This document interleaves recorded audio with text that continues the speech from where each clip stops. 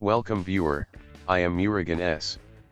This video tutorial describes how to get Windows 10 File Explorer in Windows 11.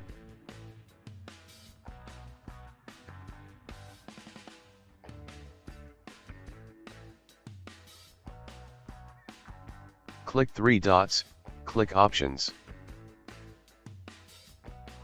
Click View tab.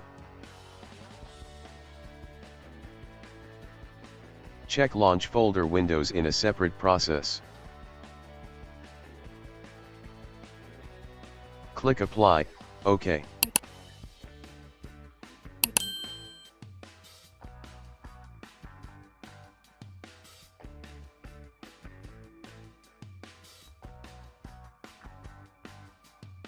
I hope this video tutorial helps to you.